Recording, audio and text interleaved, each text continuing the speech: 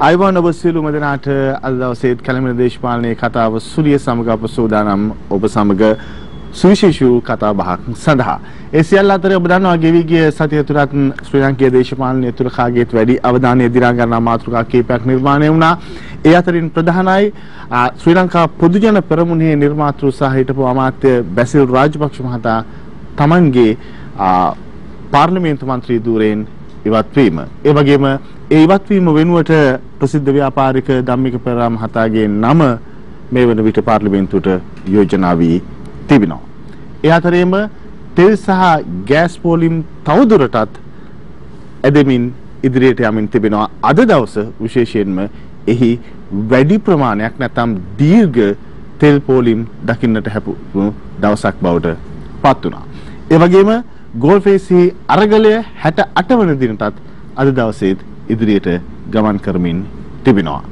ඒ අතරේම ලබන සතියේ තවත් විරෝධතා ව්‍යාපාරයක් පිළිබඳ මේ වන විට තොරතුරු හොමාරු වෙමින් පවතිනවා.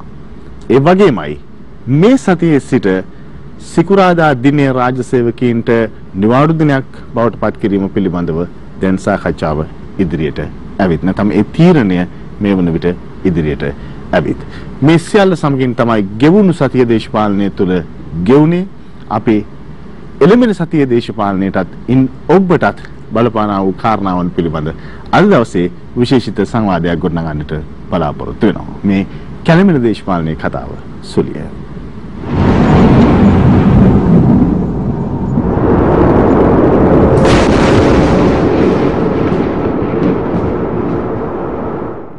කැලණින දේශපාලනයේ කතාව බදාදා සුලිය තුර අද දවසේදී අපි විශේෂිතම ආරාධිතයෙකුටයි ආරාධනා කළේ සංවාදයේ සඳහා අපට අද දවසේදී විශේෂයෙන්ම මේ පවතින දේශපාලනික තත්වය එයින් අපි ඉදිරියට ගමන් කරන්නේ කෙසේද කියන කාරණාව ආර්ථික කාරණාවන් ඒ වගේම මේවායේ තිබෙන්නා වූ ඓතිහාසික මූලයන් පිළිබඳව තාමත් හොඳින් ලියා ගන්නට හැකියාව ලැබෙවියි අප විශ්වාස කරනවා. ඒ නිසා අද දවසේදී අපි ගෞරවයෙන් ආරාධනා කළා ප්‍රවීණ සාහිත්‍යවේදී ඒ වගේම ඉතිහාසය පිළිබඳ ගවේෂණ රැසක් කරමින් අපේ ඉතිහාසයට අලුත් මානයන් නිර්මාණය කර දුන් සුජිත් අක්කරවත්ත සුලවතාවන්ට අපි ආරාධනා කළේ. ආයුබෝවන් කියලා අපි ඔබතුමන්ව මුලින්ම පිළිගන්නවා. අපි ටිකක් වෙනස් තැනකින් සාකච්ඡාව ආරම්භ කරමු.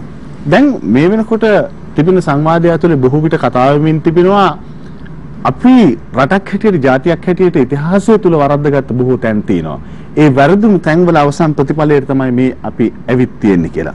ඔබේ විග්‍රහයට අනුව ඔබේ ඉතිහාස විග්‍රහයන්ට අනුව සහ ඔබේ ඒ පරිශ්‍රණයන්ට අනුව ඇත්තටම ඔබ විශ්වාස කරන අපිට වැරදිච්ච තැනක් තියෙනවද? මේ අපි වැරදිච්ච ලොකුම තැන ඉන්නේ අපේ ජාතික රාජ්‍ය සහ අපේ පුරවැසිය ශ්‍රී ලාංකික පුරවැසියා. අපි දන්න ලිඛිත ඉතිහාසයේත් අපි දන්න නූතන දේශපාලන ඉතිහාසයේත් අපි මුණ දීලා තියෙන වරපතලම තැන අපේ රට වැටලා තියෙන එක. මම හිතන්නේ කිසිම රාජ්‍ය යුගයක මිනිස්සු මුණ දුන්න තැන නෙවෙයි. අපේ රට බංකොලොත් තුනයි කියලා අපි කිසිම ඉතිහාස මූලාශ්‍රයක අහලා නැහැ. මොකද අපි පුරවැසි රාජ්‍යයක් විදිහට රාජ සම්මත යුගයේ සිට ජන සම්මත යුගය දක්වා ඒක දූපතක ඒක සංස්කෘතියක් බහුවර්ණව පවත්වාගත්ත රටක්. ඒ හින්දා අපිට පුළුවන් වුණා බ්‍රිතාන්‍ය ජාතියත් එක්ක අභ්‍යාස කළ බහුවර්ණ ප්‍රජාතන්ත්‍රවාදය කියන එක ලංකා පොළොව ඇතුලේ අපි ස්ථාපිත කරගත්ත අමුතු ජනරජයක්. ඒක විශේෂ තත්ත්වයක් ඇත්තටම.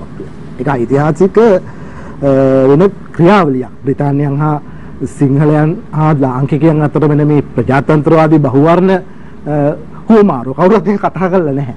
ඒ වර්ණවත් බහුවර්ණ ව්‍යාපෘතියේ ජයග්‍රහණයන් විසින් අපි යම් දුරකට ඇවිල්ලා උදා කරගත්ත බහුවර්ණ ප්‍රජාතන්ත්‍රවාදයම ගෝත්‍රවාදයකට ගොදුරු වෙලා ඒ ගෝත්‍රවාදයේ කෙලවර ලංකාව ඉතිහාසයේ මූලික පළවෙනි වතාවට බංකොලොත් වෙලා තියෙනවා. එතන ලංකාව දැන් තියෙනවා.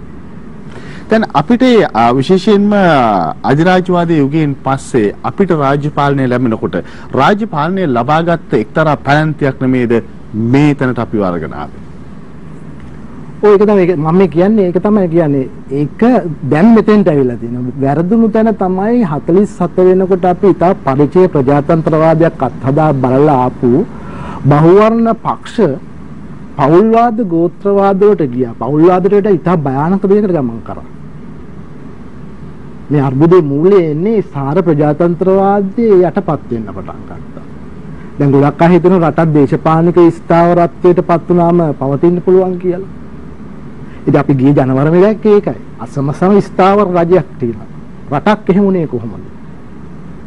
බහුවර්ණත්වය කඩන් වටුණා. අපේ මූලික දේ තමයි අපේ බහුවර්ණ ප්‍රජාතන්ත්‍රවාදයේ කඩා වැටෙන්න පටන් ගත්තා. බලය ක්‍රියාවට නැගෙන්නේ පක්ෂ හරහා.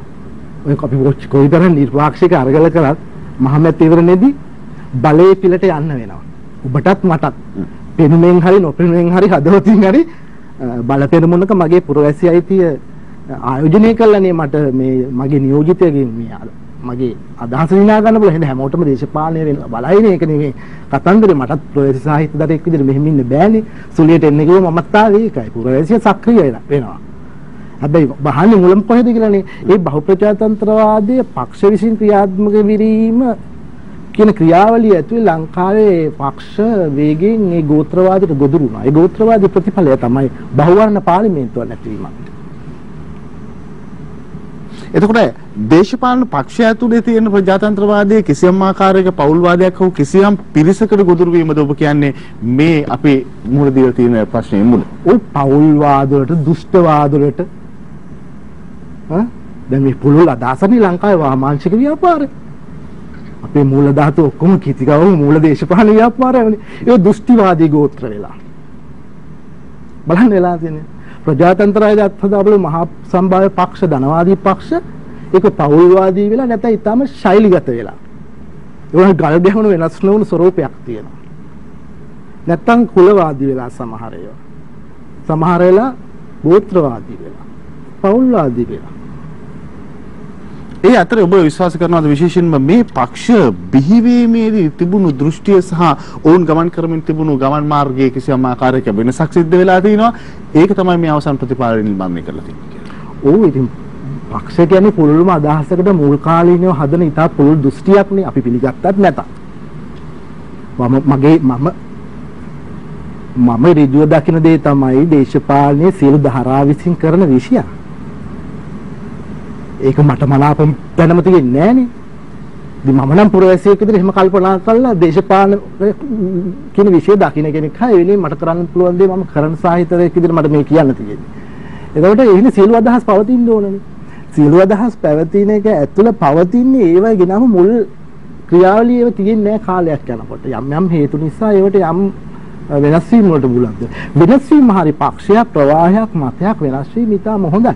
කවර දිසටද වෙන්නේ බණ්ඩාරනායකයන් ගෙනාවු ශ්‍රී ලංකා නිදහස් පක්ෂයේ ලංකාවේ ජාතික මූලවාදය නූතන දේශපාලන ධාරාවේ අවසානයේ රාජපක්ෂ ගෝත්‍රයෙන් ගිහින් අතර වෙන්නේ කොතනද? අපි පක්ෂ අවගමනයක් වෙන්නනවා. ඇත්තටම රනිල් වික්‍රමසිංහ මහත්තයාගෙන් පස්සේ එක්සත් ජාතික පක්ෂයේ ධාතුව කොතනද? ඊළඟට බොන්නගපු හැමදේම ඇතුලේ මොකක්ද වෙන්නේ කියන එක හිස්තැනක් නිර්මාණය වෙලා තියෙනවා. නැත්තම් බාධාවක් නිර්මාණය වෙලා තියෙනවා. ඒව අර උපරිමාර්ථයට ගමන් කරන තැන නෙමෙයි ගියේ. ඒ පක්ෂත් ඒක විමසා බැලුවේ නැහැ. අද ඉතින් ලොකු අර්බුදයක්. ලංකාව ඉතිහාසයේ මූණ දුන්න නම් සාගතයක්. උන් බැමිණි ඉතිහාස සාගතය අපි මූණ දීලා නැගටපු ජාතියක්. අපි ඉතිහාසයේ පනවපෝල දැනලා දෙනවා සීල් රාජ්‍යයක් විදිහට බැමිණි ඉතිහාස සායෙන් සාගතේ. පොළොව වේලුණු වෙලාවේ මේ රටේ මිනිස්සු මේ රටේ දේශපාලන 나යකයෝ පුරවැසි සමාජ නැගිටලා මිසර රාජ්‍යයේ මේ සියල්ල ඇතුලේ අපේ තනි වෙලා තිබිච්ච වෙලාවක අපේ රට නැගිටලා තියෙනවා. ත්‍රිපිටකේ පවා ලියවෙන්නේ ඒ සාගතය ඇතුලේ. අපි එහෙම සවිමත් දෙයක් මේ අභියෝගය ඇවිල්ලා තියෙන්නේ තමයි පක්ෂ චූලකරණය වුණා. දැන් බලගත්තු චූලකරණයකට ලක් වුණා. ඒකේ උපරිමාර්ථය තමයි මේ මම දකින්නේ මේ රාජපක්ෂ වරුන්ට සිද්ධ වෙච්ච දේ. ඕම් ගොඩනගාගත්ත නම් වටිනාකම ලංකාවේ යමක් ඒකට විශාල මහජන ස්ථාපනයකට ලක් වුණා ඒක. ඇයි ඉතිහාසයේ මූලයන් වරද්ද ගන්න ඒගොල්ලෝ. ඔබ කියන්නේ ප්‍රධාන පක්ෂ දෙක දිය කරලා හැරලා ඊට පස්සේ ඒ තුල මතුවෙච්ච වෙනත් කණ්ඩායම් වෙනත් අංකුර විසින් ඒ පක්ෂවල බලය අල්ලා ගැනීමද එතකොට මේ පක්ෂවල තියෙන පිරිහීම ප්‍රධාන හේතුව? නැහැ ඒ පක්ෂ තප්පු ගුණේ සීල වෘද්ධ ජාතික රාජ්‍ය ඉලක්ක කරගත්ත රාජදේශපාලනයක නෙවෙයි ඉන්නේ. සොකීය පෞල් කාමයකට මේ රටේ ජනදේපල භාවිතා කිරීමේ අවභාවිත කැතපිලිකුල් ක්‍රියාවලිය. උන්ට මේ ශ්‍රී ලංකා රාජ්‍යයේ මතුවනහගත පැවැත්ම තහවුරු කිරීමේ පරාතරචර්යාව පුහුණුව භාවාවේගයක් නෑ ප්‍රියල්. එහෙම ගන්නෑ. එහෙමනම් ඔබීමගේ මව්බිම අද මේ අනතුරේ වැටෙන්න බෑ. ඔබේ ඔය විවේචනය එතකොට එක්සත් ජාතික පක්ෂය සහ ඒ විදුණු සමග ජන බලවේගයටත් සාධාරණයි. ඔව්. උන් වගකීම් යුතුනේ මේක. ඒ වගකීම දරන්නනේ රනිල් වික්‍රමසිංහ මහත්තයා අවසානයේ කර තියන්න වෙන්නේ. එතුමා සඵල නායකයෙක් තමයි. නමුත් එතුමාගේ කාලවලත් මේ වැටුණු දෙයට එතුමාට වග කියන්න වෙනවා. ඒතකොට එතුමා තමයි ඒක බාර ගන්න නැත්තේ ඒකනේ. හරිද? ඒගොල්ලන්ටත් බලංගුයි. රනිල් වික්‍රමසිංහ මහත්තයාට දිගින් දිගටත් බලංගුයි මේක ඔක්කොටම බලංගුයි. අවසානයේ පුරවැසියෙක් අපිටත් බලංගුයි. දිගින් දිගටම අසාර්ථක රාජ්‍ය ක්‍රමයක් ඡන්ද දීලා ආරක්ෂා කරපු සමාජයක් අපි. දැන් ඒ වගේම විශේෂයෙන් මතුවෙන කාරණාවක් නේ ඉතිහාසය පිළිබඳ දේශපාලනිකව විග්‍රහ කරද්දී බොහෝ දෙනෙක් මතු කරන කාරණාවක් තමයි 1951 වසරේ ශ්‍රී ලංකා නිදහස් පක්ෂය බිහි වෙනකන් අපේ එක් දක්ෂිණාංශික කඳවුරක් සහ වාමාංශික කඳවුරක් කියලා දේශපාලන කඳවුරු දෙකක් තිබුණා. නමුත් ඒ දක්ෂිණාංශික කඳවුරම දෙකට කැඩලා එතකොට දක්ෂිණාංශික අංශ දෙකක තරගයක් ඇතිවීමත් එක්ක ලංකාවේ වාමාංශික ව්‍යාපාරයේ කැඩීම තමයි නැත්නම් බිඳ වැටීම තමයි ඔවුන් අර ධනවාදී පක්ෂවලම සක්‍යයක් බවට පත්වීම තමයි මේ නිර්මාණය කරලා තියෙන ආර්ථික අර්බුද නිර්මාණය කරලා තියෙන ඓතිහාසික කියලා ඔබ ඒක පිළිගන්නවා. නෑ මම අහන්නේ ධනවාදී පක්ෂ දෙක තරග බිමේ තරඟදී සවිමත් වම කැඩෙන්නේ කවර හේතුවක් නිසාද? ඒක ඒ පක්ෂ දෙකේ ප්‍රශ්නයක්ද මේ ප්‍රශ්නයක්? අභියෝග වලට මුල් දීලා වඩා සාරව ප්‍රායෝගිකව ජය ගන්න ව්‍යාපාරات එක්ක විතරයි මිනිස්සු නැගිටින්නේ. කවර ලෙස කිව්වා? මට හොඳ දර්ශන දෘෂ්ටාන්ත දෙන්න පුළුවන්. හැබැයි ලංකාවේ වාමාංශික ව්‍යාපාරය පිළිබඳ ඔබට දැඩි විවේචනයක් තියෙනවා. මට දැඩි ආදරයක් සමග විවේචනයක් තියෙනවා. මම ඒකට ආදරය කරනවා. අපි ප්‍රබුද්ධ සාගරයක කැඳවාගෙන යන ලංකාවේ මූලධාතුවේ මුල් පුරුක ආරක්ෂා කරපු මිනිස්සු අපි ඒකට ගෞරව කරනවා. ලංකාවේ පරාර්ථය පිළිබඳ සටන් මහ පොළොවේ ජය ගැනීම සඳහා ඒගොල්ලන් කරපු හැබැයි ඒගොල්ලෝ අවසානයේ ශෛලීගතයි. ඒ කියන්නේ මට විවේචනයක් තියෙනවා. මම ඒක දැඩි ආදරයේ සෙනෙහස ගෞරවය වගේ මේගොල්ලෝ දැඩි විවේචනයක් මම කියනවා. තවම ශෛලීගත ප්‍රශ්නෙක ඒගොල්ලෝ හිර වෙලා ඉන්නේ. ඒගොල්ලෝ සමාජ වෙනස කරන්න බැරි වුණා ලංකාවේ. එහෙනම් ඒගොල්ලන් අර කුඩා පක්ෂවල ගිහිල්ලා සිද්ධ කරන්නේ ඒකම තමයි. ඒ ශෛලීගත වැඩි ආරක්ෂා කරන එකකින් හින්දා ඒක කියලා මගේ විවේචනයේ තියෙන මොකද ඒගොල්ලන් කරපු මුල් යුගයේ වටිනාකම් පිළිබඳ සාරේ අපි ගෞරව පිළිගන්න කෙනෙක්. වාමාංශික ව්‍යාපාරයේ යුතුයකම් කොටස ඉෂ්ට නොවීමත් එක්ක නෙමෙයිද මේ දක්ෂිණාංශික කඳවුර මෙතෙන්ට අරන් ඇවිල්ලා රට මේ අනුතර හෙල්ලලා තියෙන්නේ. ඔව් එහෙම එකක් වෙලා තියෙනවා. දැන් ඒක ගැන කතා කිරීමෙන් කිසි පළක් නැහැ. ඔවුන්ටත් තියෙනවා තමන්ගේ අවසාන ශුද්ධ අයිතිය ඉෂ්ට කරන මොහොත මේ ඇවිල්ලා තියෙන්නේ. ලංකාවේ වමේ ව්‍යාපාරයේ තීරක කඩේම තමයි මේ පායලා තියෙන්නේ. ජාතික ව්‍යාපාරයේ තීරක කඩේම. ලංකාවේ ධනේශ්වර ලිබරල් ප්‍රජාතන්ත්‍රවාදී අවසාන සටන් වීම මේ ඇවිත් තියෙන්නේ. ශ්‍රී ලංකා රාජ්‍ය බංකොලො. ඕගොල්ලන්ගේ ධාරා ඔක්කොම මේ රට රාජ්‍ය පාලනය හැබෙව්වට පසුව මේ බංකොලොත්භාවය සිද්ධ වෙනවා.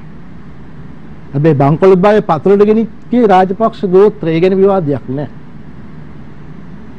රාජපක්ෂ ගෝත්‍රයේ මේකේ පතුලට විනාශ වෙනකම් මේ සියල්ලෝ මේකට වගකිය යුතුයි. ඒ වගේම මම හිතා ඍජුව කියන පුරවැසි සමාජය වගකිය යුතුයි මේකට. දැන් මේ රාජපක්ෂ පාලනය ගොඩනැගෙන ඉස්සෙල්ලා තිබුණු ඔබත් යම් ආකාරයකින් සහාය දක්වුණු යහපාලන රජයේ පාලන සමය තුලත් මේ කිසියම් ආකාරයක ආර්ථික අවගමනයට ආරම්භය සටහන් කරලා තිබුණා. මම බුද්ධාතු අර්ථ සත්‍ය සෙවීම වෙනේ මම ඉතිහාසයේ කිමිදිලා සාහිත්‍යයේ එන ගමන් මම දිගටම ජන මෙහෙවරක් කරන කෙනෙක්.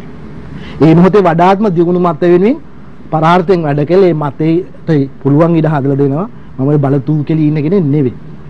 හැබැයි අපිට සක්‍රීය මිනිස්සු විදිහට හරවන්න පුළුවන් දෙදී හරවලු. මම යහපාලනේ ඊට පෙර ජාතිකවාදී උදාන ඉස්සලා අපි ගොඩ කටයුතු ගොඩාක් සිද්ධ කරා.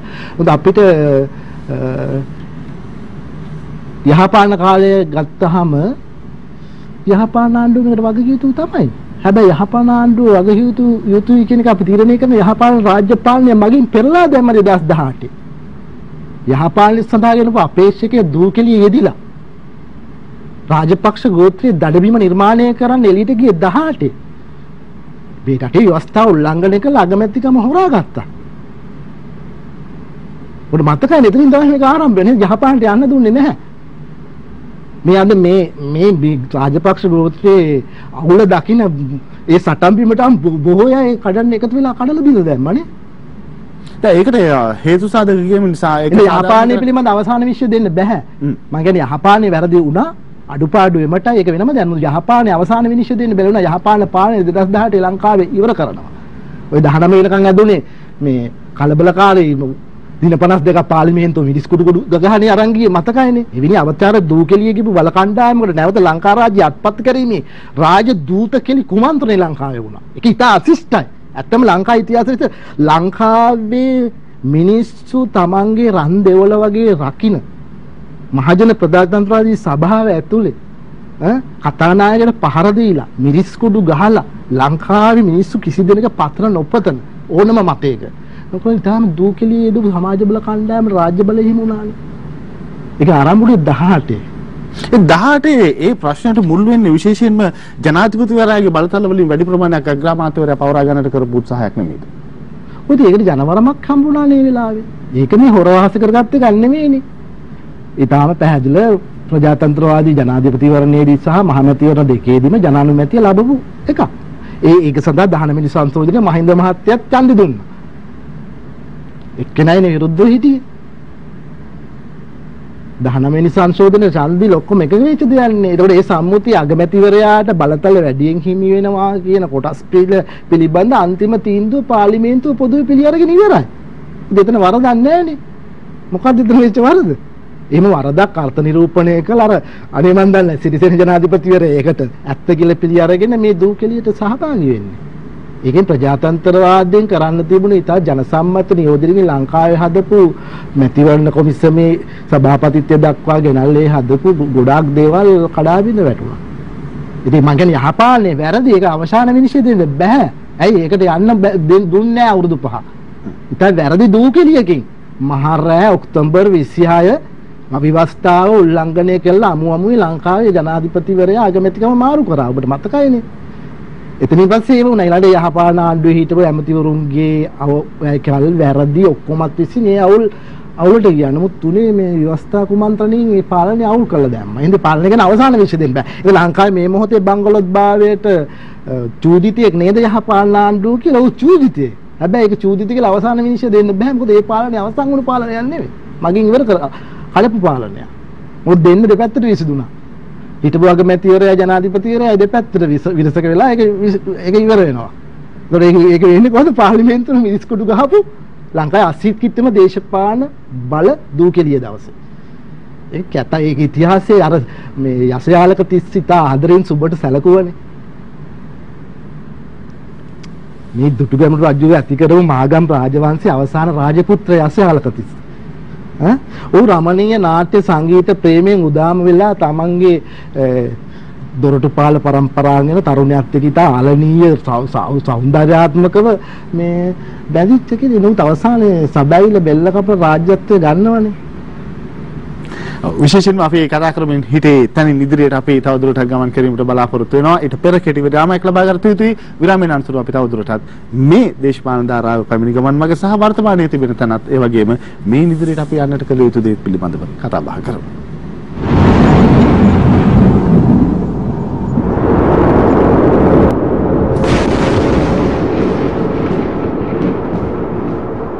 ඔබ කැලමන දේශපාලනයේ කතාව බදා සුරිය සමග සාහිත්‍යවේදී ඉතිහාස ගවේෂක සුජිත් අක්කරවත සමගයි අද දවසේදී අප සුලියේ කතා බහ කරමින් ඉන්නේ. අපි විරාමයට යන්න ඉස්සෙල්ලා කතා කරේ විශේෂයෙන් යහපාලන ආණ්ඩුව 2018 බිඳවැටීමත් එක්ක. උතෝන් කිව්වේ ඒක ඇත්තටම ආණ්ඩුවට යන්න දුන්නේ නැහැ. ඒක ආණ්ඩුවේ කාලය ඉවර වෙන්න ඉස්සෙල්ලා ඒක බිඳවැටුවා කියන කාරණාව. බිඳවැටුණාට පස්සේ සාතිශය බහුතරයකින්නේ ඊළඟ ආණ්ඩුවේ ජනතාව හදන්නේ විශේෂයෙන් 3/2කට ආසන්න බලයක් මේ ආණ්ඩුවට දෙනවා. පහුගිය කාලේ තිබුණු ආණ්ඩුවට දෙනවා. ඒ කියන්නේ යහපාලන ආණ්ඩුවෙන් තෘප්තිමත් වෙලා නැහැ කියන එක ජනතාව. ඔව් හරියට ඒක තමයි දැන් මම ඒකයි කිව්වේ. අතර යසයාලකයි සුබයි එකතුනේ දාර්ශනික රාජතාන්ත්‍රික කටයුත්තකටනේ. හැබැයි කඩුව අතට අරගෙන එතන ඝාතනය වුණා. මෙතන දෙන්නෙක් තුනේ දාර්ශනික වැඩේකටනේ මේ කාලේ කඩුවෙන් බෙලි කපා ගත්තේ නැහැ. මේක වෙන් වුණා. වෙන් වුණේ කොහොමද කියලා මේ රට දන්නවනේ. මේ අපි පක්ෂ වලින් එළියට ඇවිල්ලා ඓතිහාසිකව මේ 2018 ඔක්තෝබර් 26 මොකක්ද උනේ කියලා මෙනෙහි කරන්න ඕනනේ. ඒක අනුචිත වැඩක් කවුරු කරා. ව්‍යවස්ථාවකින් පිට මේ රටේ කිසි දෙයක් වෙන්න බෑ. දැන් ඒකනේ අපි මේ අපේ ගෝඨාගම ජන අරගල ව්‍යාපාරය තාමත් ප්‍රජාතන්ත්‍රවාදී වෙල්ලන්නේ ජනාධිපතිවරයෙක්ගෙන් ඉවත් වෙන්න කියන එක. ඒක ව්‍යවස්ථාවෙන් කරගන්න පුළුවන්. ව්‍යවස්ථාවෙන් පිට කරන්න පුළුවන් නම් ඔය තරුණයම මේ මල්ලන් ඉන්නේ නැහැ තාම. ඉතින් ව්‍යවස්ථාව තුළ ජනාධිපතිවරයාට යන්න ඉඩක් තියෙනවද Tamanගේ කැමැත්තෙන් ඉල්ලා අස්වීම ඇරෙන්න? ඔය ඒක යාගේ හැමෙත්තෙන් තමයි යා කරන්නේ. තමන්ගේ පුරවැසියා අයිතිය කරන්න ඕන අවස්ථාවන්නේ මේක තියෙන්නේ. මම කියන්නේ ලංකාවද මුණ දීලා තියෙන දේ ඓතිහාසික තවත් ක්‍රියා කරොත් ඒක මම කැමති මේ ඉතිහාසයේ රිද්ම ධාතු කියලා එකක් ලංකාවේ භූපොළව ඇතුලේ දුවනවා. මේකේ මේ මායාකාරී මේ රාජපක්ෂ ගෝත්‍රයේ විකෘතිකරණය කරපු ඉතිහාසය නෙමෙයි මම මේ කියන්නේ ලංකාවේ සත්‍යයුක්ති ධර්මය ඇතුලේ ගමන් කරන රටාවක් ඇතුලේ වෙන දෙයක් නේ දීර්ඝ සිවිල් සමාජයක්. ඉතිහාසයෙන් ඔබට පුළුවන් සාක්ෂි දෙන්න. ඔව්. දැන් මම මේ කියන්නම් බලන්න ලංකාවේ වෙච්ච මේ පහුගිය ක්‍රියාවලිය මේ කතන්දරේ තේරුම් ගන්න අපි විවේක බුද්ධියෙන් කිසිම අතීතයක් ගැන කතා නොකොට දැන් අපි හමුවේ ළඹදින ප්‍රශ්නය මොකද්ද ප්‍රියා? ශ්‍රී ලංකා රාජ්‍ය මේ බංකොලොත් භවයේ මුදාගත හැක්කේ කාටද? අපි වෙන කිසිවක් මෙනෙහි කළ යුතු මොහොතක් නෙවෙයි මේක මම මේ කියන්නේ. මේ මොහොත යහපාලනයේ වැරදීද රාජපක්ෂ වැරදීද කියන එකක් දැන් අහලා වැඩන ජනතාව ඒ ගැන උත්තරේ දීලා ඉවරයි. මම පොඩි කාලේ දැක්ක ජේ.ආර් මරමු කියලා බිත්තිවල ලියලා තියෙනවා. අපේ අයියලා පෙළපාලේ ගියා. විශාල සිවිල් කැරල්ලක් තිබුණා. වල ලපටි වෙන්නේ නැති අපි අත්දැක්කනේ මේ ඉතිහාසෙ පරිච්ඡේද. මෙඩියුන් වලින් ඒකලේ ඇමතිවරු මනල දාන තරුණ කැරලි ව්‍යාපාරයක් තිබුණා. එච්චර බල සම්පන්න. හැබැයි මිනිස්සු ජේ.ආර් ජයවර්ධනගේ වෝඩ්ප්‍රෙස් ගෙදර ගිහින් ඵලයන් එළියට බහැපන් කිව්වේ නැහැ. චන්ද්‍රිකා මැතිමත් පොඩි පොඩි විරෝධ රැලි තිබුණා. ඩීඑස්ලි ඩන්ඩියක් තිබිලා තියෙනවා. ඔය කාටවත් තිබිලා තියෙනවා. උපන් ගෙදරට ගිහලා ඵලයන්ඩෝ කියලා රටේ රාජ්‍ය නායකයට මිනිස්සු කවදාකවත් කිව්වේ නැහැ. මෙදා ඒක කිව්වා. ඔය වගේම දවසක් ක්‍රිස්තුපූර්ව 63 ලංකාවේ වෙලා තියෙනවා. මේ සිවිල් අරගල කිරීමේ පරිචය අපේ ඉතිහාසයේ ඉස්සරහා ඉඳලා එන එක. මොකද මේ අපි අහලා තියෙන කවුරුත් මේ කතන්දරේ දැනගත්තට මේ කතන්දරේ අග දන්නේ නැහැ. දැන් වලගම්බා රජු කියන්නේ දුටුගැමුණු මල්ලි සද්ධාතිස්සගේ බාල පුතානේ. ඉතින් ලංකාව යලි දුටුගැමුණු රජු නිදස් කරගත්ත තායි දකුණු ඉන්දියා ආක්‍රමණයක් ඇවිල්ලා ප්‍රශ්නයක් වෙලා ලංකාව යටත් වෙනවා. යටත් වුණාට පස්සේ මේකෙන් ලංකාව ජයග්‍රහණය කරානේ වලගම්බා රජු. හැබැයි වලගම්බා රජුගේ පුතාට රජුණා මේ රටේ ඉතිහාස ලේඛන වල තියෙන්නේ මොකද්ද? චෝරනාග, චෞරනාග, හොරනාගය. රජවරුන්ට පටබැඳි නම් තිබුණේ මහා වංශයේ නම වඩපත් කරන්නේ නැහැ. උගේ පටබැඳි තමයි මහා වංශයක් දීලා තියෙන්නේ. මේ ජේසුස් වහන්සේ ඉපදෙන්නත් අවුරුදු 63කට ඉස්සෙල්ලා ලංකාවේ සිද්ධ වෙච්ච දෙයක්. මේ චෝරනාග කියන්නේ වලගම්බගේ පුතා. ගිය තැන හොරකම් කරා. තාත්තා මැරෙන්නත් ඉස්සෙල්ලා මිනිස්සු කිව්වේ චෝරනාග කියලා. චෞරය හොරකම් කරා, එත්තච හොරකම් කළා. හොරකම් කළා චෝරනාග බලයට ආව විශාල බෞද්ධ රැල්ලකින්. එයාගේ තරංකරුව ලොකු එහා පැත්තෙන් පරාජය කළ ලක්කිරුල අයිති කරගත්තා. ඉතින් ලක්කිරුල අයිති කරගෙන කෙනෙක් බලය සඳහා හොරකමක් කිරීම යම් දුරට බලයේ උපක්‍රමයක් කියන්න පුළුවන් නේ. බලයට ආවට පස්සේ හොරකම් කිරීම කවර අරමුණක් සඳහාද? ලංකා භූරාජ්‍ය අග්‍ර අධීශ්වරයනේ දේශපාලනේ. ප්‍රජාතන්ත්‍රවාදයෙන් ගත්තත් අනිත් පැත්තෙන් ගත්තා. ඒ පුටුවට ආවට පස්සේ පුජ්‍යලෙක් සොරකම් කරන්නේ කවර අරමුණක් සඳහාද? මොකද යන්න තියෙන උඩට ගියාට පස්සේ පූජනීයත්වයට පැත්වීම තමයි ජනසම්මත ආයත රාජ්‍යෝගෙත් තිබුණේ. ඒක කැළවිලා ගිහිල්ලා මේ තත්ත්වයටපත් වෙනවා. චෝරනාගේ තෙන්ට ගියා. මොකද ලංකාවේ මිනිස්සු කළේ? අනුරාධපුර රාජාංගන මළුව 4 වටින් වටක් කළ පෝය 3ක් අල්ලන් හිටියා. මහාවංශික කියවල බලන්න. වලගම්බාගේ පුතාගේ කතාව කවුරුත් එළියට ගත්තේ නැහැ. වලගම්බා ගත්තට.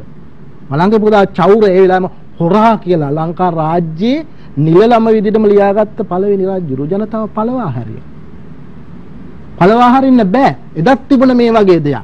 සෝ කැමැත්තෙන් රජු හිස කපා ගන්නේ නැත්තම් හතුරා ඇවිත් රජගේ හිස සිඳින්නේ නැත්තම් බලය ලබා ගැනීම සඳහා එදා බලය හුමාරු කරන ක්‍රමයක් තුනේ මේ දැන් තවගේ තමයි. ගෝඨාභය නන්දසේන ජනාධිපතිතුමා යන්නේ නැත්තම් සෝ කැමැත්තෙන් දැන් අපිට වෙන විදි ක්‍රමයක් නැහැනේ. වෙන විදි ක්‍රමේ පාර්ලිමේන්තුව එතන මේ ආවේ මේ ප්‍රශ්න පුපුරන දැන්. ඒ වගේ එදා තිබුණු තත්ත්වය තමයි රාජසම්මත යුගයේ කොහොමද යවන්නේ? එදා රාජසම්මත ක්‍රමේ තමයි කිරුළේ ඉන්න රජ කෙනෙකුගේ හිස ගසන්න නම් ඔහු ජනනායකයෙක් වෙන්න ඕන නැත්තම් රාජවංශිකයෙක් වෙන්න ඕන. දැන් වර්තමාන ජනාධිපතිතුමන්ට 69 ලක්ෂයක් ජනතාව ඡන්ද දීලා අවුරුදු 5කට පත් කරපු ජනාධිපතිවරයානේ. ඔහුට එහෙම යන්න කියන අයිතියක් තියෙනවා ජනතාව. තියෙනවා. චෝරනාගය වගේම මිනිස්සු ඒක කරනවා. මේ රටේ මිනිස්සුන්ට ශිෂ්ට සම්පන්න හද සාක්ෂියක් තියෙන මිනිස්ජන සමාජයක් මේක. අපි යුරෝපියොත් එක්ක ඉතාම විනීතව සටන් කරපු ජන සම්ප්‍රදායක් අපි සතුව තියෙනවා. අපි ඒවා අනුරාධපුරයට පූර්ව යුගයේ ඉඳලා ආරක්ෂා කරගත්ත සිවිල් දූපතක් අපි එකම භාෂාවක් එක දිගට ආශ්‍රය කරගෙන පාත්තාගෙන දූපතක මෙහෙම මරම්බසක් නෑ මෙච්චර යුගයක් ආපු. මේ තරම් දියුණු ස්වරමාලාවක් ඇතුව ආපු රටක්. ඒක බහුවර්ණයි. ඒක දෙමළකම මුස්ලිම්කම පීඩිලා රැවුදෙන බැඳලා තියෙන එකක්. ඔකේ බහුමානීයත්වයෙන් අපි හදාගත්ත එක ඇතුළේ දින අපේ මේ සිවිල් සමාජයක් පිළිද දිගටම. ඒ චෝරනාගව එදා බිමට දාන්න හදුවා ඒ බලසම්පන්න මොකද වලගම්බාගේ පුතා. ගෝඨාභය මහත්තයා මේ මහින්දගේ මල්ලි විතරයි ඉන්නේ. වලගම්බාගේ පුතා. එදා මේ වගේ මගේ ඉතිහාසයේ කාලචක්‍ර බුද්ධාත්වයේ ධාතු වනෝ යලි සොරෙක් ආවම සොරෙක් පන්නන්න අරගලයක් සෝබාදහම විසින් ධාතුමය වශයෙන් බලපාන වගේම යුක්ති ධර්මයේ මිනිස්සු මේ සෝබාදහමෙන් එන මිනිස්සු. ඔයා මම එන්නේ එක පරම්පරා පෙළපත් සියල්ල ආස්සේ මේ භවයේ පියඹාගෙන මිනිස්සු මේ ඉන්නේ. මේ ඔක්කොම එක තැනකට එක්කාසු වෙනවා. පොදු කැරැල්ල තැනක හැමතැනම ලංකාව ඇවිල්ලා මේක ක්‍රිස්තපූර්ව යුගයේ ඉඳලා එන එක. ඔබ විශ්වාස කරනවද චෝරනාගව එදා එළවුවාගේ මේ ජනාධිපතිවරයා වෙලවන්න ජනතාවට බලයක් තියෙනවා? ජනතාව ජනාධිපතිවරයා සමා වෙන්න එළවල අවසానයිනේ. ඌට සොකීය මව් භූමිය අහිමි වුණා. ඌට Taman තනාගත් මිහිරියානි නිවස අහිමි වුණා. ඌට රාජ්‍ය බලයෙන් හිමිච්ච ජනාධිපති ලේකම් කාර්යාලය අහිමි වුණා. ඌට ජනවරමෙන් හිමුණු අගමැතිවරයා නැති වුණා. හරිද? ජනවරමේ අයිතිය භාවිත වල හුදාගත්ත මුදල් නැමැතිරේ අනිත් අය නැති වුණා ඌට. ඔහුට ඡන්ද දුන්නු 70 ලක්ෂ ආසන්න මිනිස්සු බලන්නේ පාරට බහින්න බැරි වෙලා තියෙනවා. ඉතින් මේක තවදුරටත් ජනාධිපතිකම රඳවන දිගට එතුමා හිතන්න ඕන අවසානයේ මම ඒක වැඩිහිටියෙක් විදිහට එතුමාට බාර කරන එතුමා කාරුණිකයෙක් හිතන්න ඕන අවසානයේ. මොකද එයා සව කැමැත්තෙන් ඒක කරන්නේ. නැත්තම් විපක්ෂයේ ওই ඡන්දි පෙන්නලා ඒක කරන එක ඒගොල්ලන්ගේ වැඩ. මේ විශේෂයෙන් මේ අරගලය සහ රට පුරාම ගොඩනැගුණු විරෝධයත් එක්ක ජනාධිපතිවරයාව බිත්තියට හේතු කරන්න ඕන මෙන්න තියෙද්දි මේ වර්තමාන අග්‍රාමාත්‍යවරයා නෙමෙයි දෙය මැදට ඇවිල්ලා එතුමන් බේරගත්තේ. ඔව් එහෙම කියන්න පුළුවන්. දේශපාලන කෙනෙකුට එහෙම කියන්න පුළුවන්. මම ගැන මොකද්ද හිතන්නේ? මම හිතනවා විදිහ අගමැතිතුමා බලය ලබා ගන්න උත්සාහ දරන බලදේශපාලන නායකයෙක්නේ. මං කියේ කොච්චර ලස්සන අදහස් තිබුණාද දැන් නැහැ බලය ගන්න බැරි නා. ඉතින් රනිල් වික්‍රමසිංහ මහත්තයා ඒ කරපු ක්‍රියාව පිළිබඳ එළියේ තියෙන විවේචනය කෙසේ වෙතත් 9 වෙනිදා රෑ අපි ඉවස්සලා යන්න තියෙන දුර ගියාට පස්සේ 11 වෙනිදා වෙනකොට ලංකාව උදා වෙලා තිබුණු තත්ත්වය ලංකා රාජ්‍ය අනාගතය පිළිබඳ බරපතල අනතුරක ලංකා රාජ්‍ය තිබුණේ මොකක්ද? ඒක අපි පිළිගත යුතුයි. මිනිසුන්ට පේන අනතුරක් තිබුණා දරුණු ප්‍රජාතන්ත්‍රවාදයේ බල රැහැණි මිදුණු රාජපාලනයක් ඉතුරුනේ.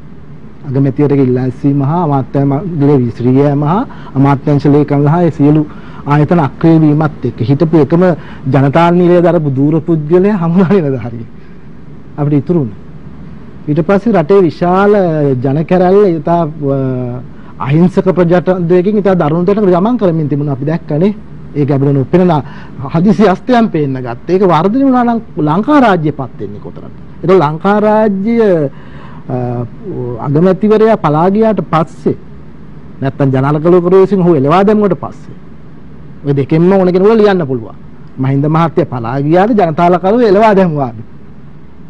තව කෙනෙක් ලියන්න පුළුවන් ඕක අගමැතිවරයා ඉල්ලාස්සුණයි කියලා. ඒක රනිල් වික්‍රමසිංහ මහත්තයාගේ පැමිණීම මගේ පක්ෂ දෘෂ්ටියෙන් බලන්න බෑ මට මේ වෙලාවේ. කාටවත් එහෙම බලන්න බෑ. මොකද ලංකා රාජ්‍යයේ පරිචය පිළිබඳ අත්දැකීමක් තියෙන කෙනෙක් ලංකා රාජ්‍යය එහෙනම් ඒ වෙලාවේ බාර ගන්න ඕන. හරිද?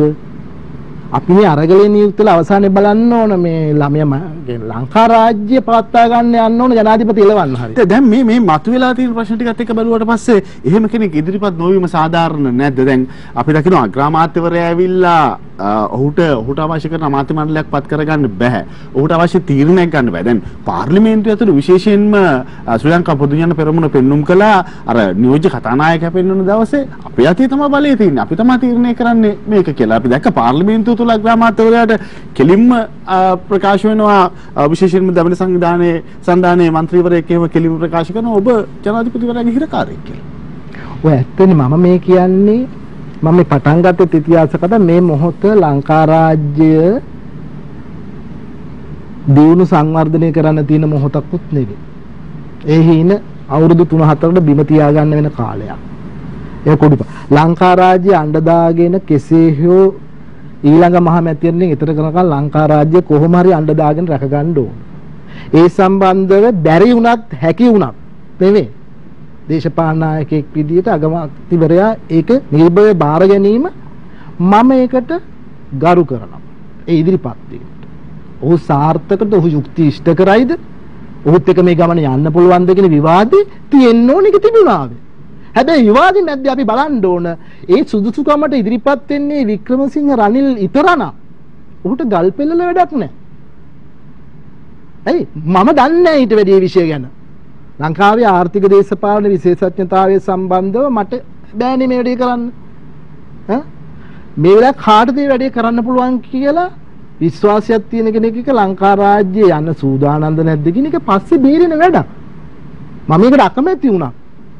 ලංකාව අරන් යන්න ඕන ඊළඟ දින ටිකේ. මෙතෙක් ආපු ගමනේ විශේෂයෙන්ම අයිතුමන් මේ මාසේ 12 වෙනිදා අග්‍රාමාත්‍ය ධූරය බාරගෙන දැන් මාසයකට වැඩි කාලයක් ආවනේ. මේ ගමන ඇතුලේ ඔහු ඒ ඉදිරියට ඇවිල්ලා බාරගත්ත වගකීම යම් ප්‍රමාණයකින් හරි ඉටු කරනවා කියලා පේනවා. ඌ එයාගෙන මට පෙනී හිටින්න ඕන නෑ. මං කිව්වේ ඓතිහාසික කරපු කාර්යභාරයට අපි ගරු කළ යුතුයි පුරේ. මම අහන්නේ ඔය පෞද්ගලික අදහස. ඔව් මගේ පෞද්ගලික මම ඒකට ගරු කරනවා. මට ඔහුට දෙන්න පුළුවන් ඕන උදව්වක් මම ඍජුව කරන එකේ. ඔහුට නෙවෙයි ඕන කෙනෙකුට ලංකාවේ අපි එහෙමයිනේ අපි වෘත තැනක දියන් ඉන්නේ. අපිට අල්ලගත්ත නායකයොත් නෑ. සදාතනික පක්ෂන්නේ අපි සාහිත්‍යදරේ ඉතිහාසඥයෝ විදිහට මේ දේශපාලනට අපි යම් කැම කරන්නේ අපේ ජාතික රාජ්‍ය මතුමත්තේ රැක ගැනීම සම්බන්ධව අපිට දෙන වගවීම අපි කරන්නේ. අපි මේ භාෂා සාහිත්‍ය හදලා අපිට ඒක දේශපාලඥයෙක්ව ජීවත් වෙන්න අවශ්‍ය නැහැ. හැබැයි අපිට අපේ රාජ්‍ය රැක ගන්න අපිට ඒගොල්ලෝ කටයුතු කරන්න වෙනවා. ඒක අපි කළ යුතුයි. එතෙන්දි මම කියන්නේ හරි පාර්ලිමේන්තුව එකම ආණ්ඩුවක් බවට පෙරලීම සඳහා යනෝ හැර රනිල් වික්‍රමසිංහ මහතාගේ පත්වීම ගැන හොඳ නරක විනිශ්චය කරන්න වෙලාවක් නෙවෙයි මේක. මොකද ජනතාව නිහඬ වුණා. මේකට ජනතාව කොහොමද මාස 6ක් බලන් ඉන්න කල් දීලා තියෙන්නේ මේ ජනතාව. මේ රටේ තිබුණ දේ විනාශ මිනිස්සු බලන් ඉන්නවා. මිනිස්සු උත්තර නැහැ. රනිල් වික්‍රමසිංහ දිහා බලන් හිටියේ රනිල් වික්‍රමසිංහ මහත්මයා කිව්වනේ මම යන්නේ මෙහෙක රෝෂ වෙලා මම ඉන්නේ. හරි බෘෂ වැටුනොත් ඇල්පාලමින් රනිල් වැටුණා කියලා හිතන්නේ දරුවා එයාගේ අතේ කියලා එයා කිව්වනේ ලංකා රාජ්‍යය ලංකාවේ ජනතාව ගැන වගකීම දැන් එයා තියෙන. ඒතකොට එයා පක්ෂ දෘෂ්ටියෙන් ඉවත් වෙලා එහෙම බලලා කල්පනා කරන තාත්වයක් හදාගෙන මේක තරණය කරලා අපිට දෙන්න කියලා අපි කියන්න ඕන. මම එන අපි මේ මොහොත හිතිය යුතු එක තමයි කාට දේශපාලන පොරපිටියේ මතුවෙන්නේ ඊළඟ ජනාධිපතිවරණය වෙනකන් මහමැතිවරණ වෙනකන් ඉන්න වෙනවා. කවුරුත් දඟසෙල්ලන් දැමට වැඩක් වෙන්නේ නැහැ. මේ අරතුරේ හෙලන්නේ අපේ රට. ඒක දඟපන්දු දාලා සෙල්ලම් දාන්න පුළුවන් වෙලාව අන්නේ මොන වැඩ ඔක්කොම පලා ගියපු වෙලාව.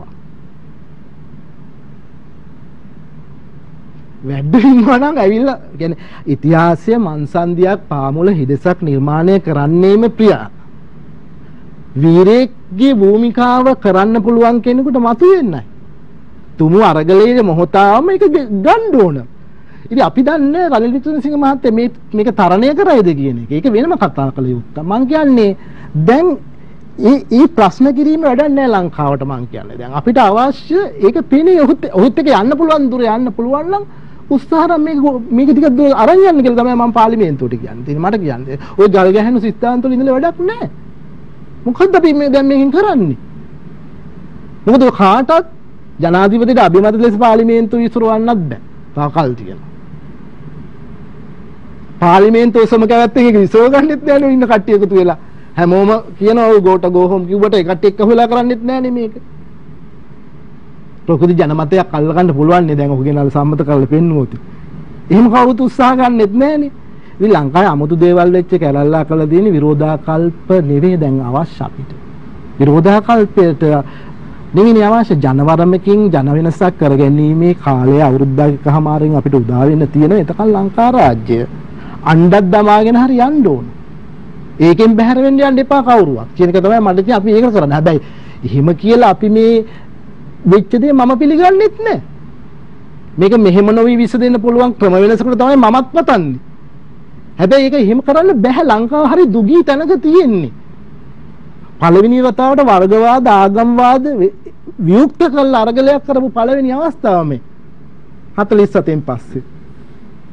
ඒ 47 අරගලය සහ වර්තමානයේ අරගලය අතර තියෙන සමානාත්මතා සහ විෂමතාවයන් පිළිබඳව අපි කතා බහ කරමු. ඊට පෙර අපි තවත් කෙටි විරාමයකට යනවා. විරාමයෙන් අනතුරුව මොන ගැසෙමු.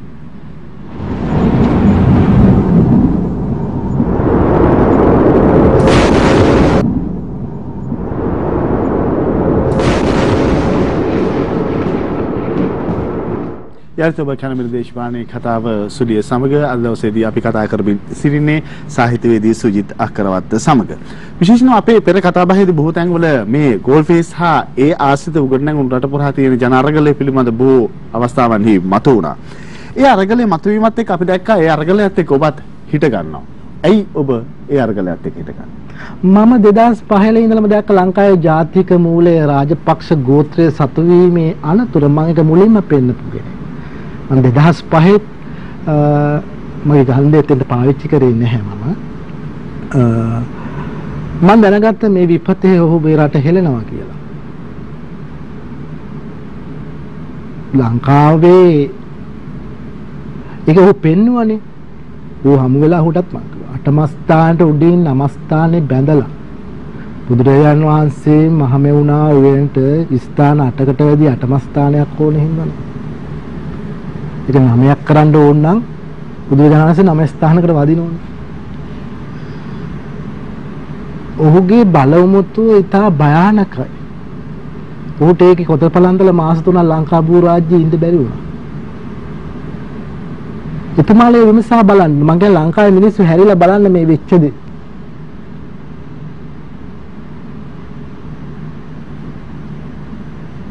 හැරිලා බලන්න. ඒ ආරම්භයේදී මම දැක්ක අපේ ඉතිහාසය පරීක්ෂා කරන අපේ මිනිස්සුත් එක්ක විශාල භාෂාව හා සාහිත්‍යයත් එක්ක ලංකාවේ පපු ධාතුවේ රිද්මයත් එක්ක අපි ගනුදෙනු කරනවා. අපි එකක් සීල ධාතුවෙන් මේ අපේ විෂය අපි කරන්නේ. අපිට පෙරාඹරේ ඈත වෙන ගොඩක් දේවල් වෙලා සිරින් දැනෙනවා. ඔයා මෙතෙන්ට මාව ගෙන්නන්නෙත් ඒකනේ. අපි නිකල්ලියේ හිටියේ නැති අපිට තේරුණා. එහෙනම් මම අපි ඒ ව්‍යායාමයෙන් මුදව ගන්න මුලින්දා කියත උඩ මගත්තුනේ ඔහ හදන්න බෑ. මට තේරෙන්නේ මේක හොඳටම ඇති. එතුමාලා හිතන්නේ ලංකාවේ මේ පක්ෂ ભેදකින් නෙවෙයි ඇයි ජනවාරි 9 ගෙදර ගෙනගෙන ආයි 9 වෙනි දකම ගෙදර ගියේ මැයි 9.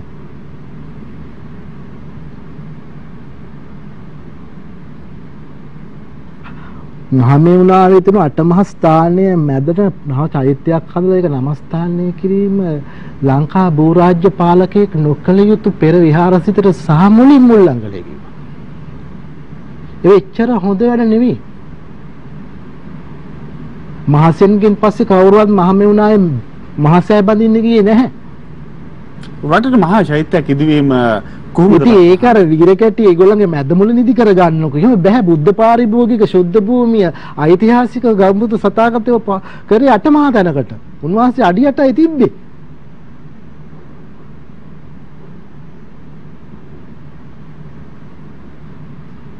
ඉතින් එතුමාගේ චරිතයේ තිබුණ අන්නේ වගේ හරි බොළඳ ආශාවන් ටිකයි. බොළඳ ආශා තියෙන කෙනෙකුට රාජ්‍ය බලය ලැබුණාම බොළඳ ආශා තියෙන උපදේශක එකතු වෙලා උන්වහන්සේ උන්මත්තක අන්තයකට තරළු කරා මේ මිනිස්සේව. එයත් ඉතින් එහෙමයි. යන බව අපිට විලාසෙකින් තේරුණා. කියන්නේ ඔබ මේ අරගලයත් එක්ක එකතු වෙන ප්‍රධාන හේතුව බවට පත් වෙන රාජපක්ෂ විරෝධය. නෑ. ලංකා රාජ්‍ය කවුරු පාලනය කරා? රාජපාලකෙක් රැකිය යුතු ආචාර ධර්ම රැකිය යුතුයි. ඒක රකින්න බැරි කෙනෙක් කෙනවට මම කොහොමත් කැමති නෑ කොයි පෙලෙන්වත්. අපි ප්‍රේමදාසල පන්නන්න ගැටවරබියේ සටන් කරා. අපිට අවුරුදු 16 14 කාලේ අපේ සගයෝ ටයර් මහාපත සතපවලා අපේ අම්මලගේ පක්ෂ එක්සත් ජාතික පක්ෂය. හැබැයි අපි බය නැතුව එක්සත් ජාතික පක්ෂය දු සටන් කරා වෙලාවේ මේ පක්ෂයට විරුද්ධව නෙවෙයි. බෑ රාජ්‍ය පාලකයෙකුට එහෙම කරන්න බෑ. මොන වරද කළා? මොකද අපිට බෙන්න ඒක හැල්ල පරද්ද කළා උනේ. ඒ වරදම කළා අපි අතට ගත්ත දෙමළ ජනතාව සංහාරය කරන්න සටන් ඉල්ලන්න අපිට සිද්ධ වෙනවා. ඊට පස්සේ කරන් දෙන්නේ අපි ඒක කරා. ප්‍රභාකරන්ගේ මේක ගලව ගන්න නැතුව කරන් දෙන්නේ නැහැ. ඒ අටමස්ථානයේදී මේ වගේ බාලබඳු චෞර ආශාවකින් පෙළෙන කණ්ඩායමකට මේක හොමාරු වෙනවා ඉතින්. ඒකට ඒ වගේ විරුණාම අපිට රාජපක්ෂ විරෝධයක් නැහැ. මට නම් කිසි කලක නැහැ. ලංකාවේ දේශපාලනය සබුද්ධික ප්‍රඥාවන්ත කැපවුණු ජාතික දර්ශනයක් තියෙන මිනිස්සු අත පමණක් දෙන්න ඕන දෙයක්. කවර පිළක වුණා. ඒ සම්මතෙන් බැහැර ගියා. මම එක උදාහරණයක් කිව්වේ ඒකයි. මට තව කියන්න පුළුවන් වගේ. එතුමාගේ අතින් වෙච්ච මාන හිමිකම් අනන්නේ මේ මහා විහාර සිරිත කෙලසිච්ච අවස්ථාව. ඊළඟ තමයි ජන අරගලයක් රටේ දරුවෝ කරද්දී ඔහුට ඡන්දෙ දුන්නු දරුවෝ ජන අරගල කරද්දී ඒ දරුවන් හෙලා එතුමා හෙලපු දෘෂ්ටිය එතුමා ඇත්තටම මේ කානිවල් එකක් කියලානේ. ඔය චෝරනාගේ හිටියෙත් එහෙමයි. අන්තපුරයට වෙලා සතුරු වෙවි පවුර වට කරගෙන එදා ඉන්න වෙලාවේ කිස්තපුර 63 චෝරනාගේ හිටියෙත් ඔහොමයි. මහරෑ ෂොට් එක හම්බෙයි කියලා හිතුවේ නෑ. එයාට ඒක තේරුන්නේ නෑ. මේ භූපොළේ දේශපාලනයක චොච්චර බල සම්පන්න නායකයෙකුට මේක තේරුනේත් නෑ. අතන මෙයා හිතේ වෙන සුදියක. ඔබ විශ්වාස කරනවද මේ විශේෂයෙන්ම ගෝල් ෆේස් කේන්ද්‍ර කරගනිමින් තිබෙනා වූ අරගලයට නිවැරදි දේශපාලන දිශානතියක් සහ අරමුණක් තියෙනවා? අරගල වලට නිවැරදි දේශපාලන දිශානතිය අරගල ඕනේ නෑ පියාල්. පොදු ජනයා අරගල කරන්නේ Tamanට හිතෙන තැනින් අල්ලගෙන. කෙනෙකුට රනිල් විරෝධී දින්න පුළුවන්, කෙනෙකුට රාජපක්ෂ විරෝධී දින්න, තව කෙනෙකුට චමල් විරෝධී, තව කෙනෙකුට තමන්ගේ අයිතිය මතක ප්‍රාර්ථනා කරන විවිධ අදහස් වලින් ඉන්නේ මේ ජන අරගලයක් කියන එකක් හැදෙන්නේ. හරිද? අරගලය ඇතුලේ පක්ෂයක් තියෙනවා, පක්ෂ නැතුවක් තියෙනවා. ඔය සුද්ධවන්ත කරන්න යාම වෙනම දැන් මොකද ඒ අරමුණ සුද්ධවන්ත. මොකද්ද? ලංකාවේ පුරවැසි සමාජයක් බවට සක්‍රිය වුණා අපි දන්න ඉතිහාසයේ පළවෙනි වතාවට.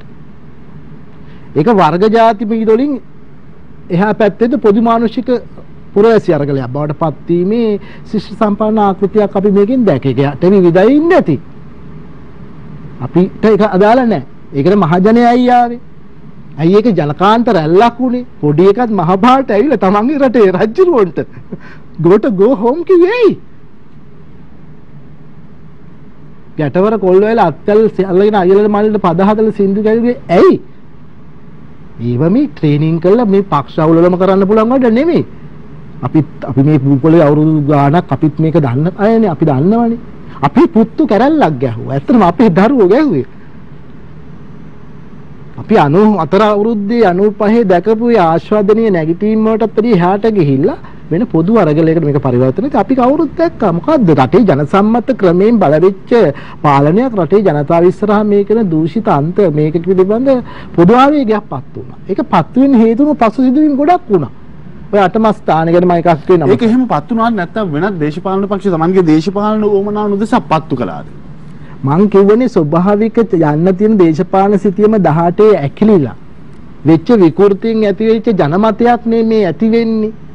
බලන්න එකෙන් වෙච්ච දේ මුළු සංඝ සමාජෙම බෞද්ධ සමාජෙ කිතුණු සමාජෙ මේ සියල්ල ඇද වැටුණා. ඒක වෙන විකෘති ජනමනසකින් ඇති වෙලා ඇති වෙච්ච එකක ඇත්තටම මේක වෙන ගැඹුරු කතන්දරයක් ඇත්තටම. මේ 2018න් පස්සේ ඇති වෙලා ජන විකෘති ජනරැල්ලක් මේ ඇති වෙන්නේ. තාම නරක දැනකින් ලංකාව ජාතිකවාදී අදහස් සම්පූර්ණ අන්ත බ්ලේජ්‍ය පටු අගතිගාමි අන්තයකටම ගෙනහිලා ඇති වෙච්ච දෙයක්. ඒක තාම නරකයි. ඒ නරකින් හදාගත්ත බලය සබාදහමක් ඉවසන්නේ නැහැ. මිනිසුගේ පපුව ඇතුලේ තියෙන ආචාර යුක්ති ධර්මයේ පිළිබඳ අවම සුසුම. ඒ සුසුම් එකින් එකට එකතු වෙනවා. ඒක එක එක්කෙනා එකතු වෙලා සංවිධානාත්මක කරන්න පුළුවන්. ආවා. අර එක්නැලිගොඩි මහත්මිය අවුරුදු 12ක් තිස්සේ. ඒක කාලී අම්මා ගැන. ඉතින් ඉතිහාසයේ සඳහන් වෙන පූජාවක් කරා මහ මුහුදට බහැලා. ස්වාමි භක්තිය ආතුරු ශාපය කියලා එතුමිය කරපු පූජාව මේ රටේ අම්මලා නැති වෙච්ච පානව හිමිකම් දාන්න මිනිස්සුගේ පපුව ඇතුලේ ගිනි පුරව නැග්ගා.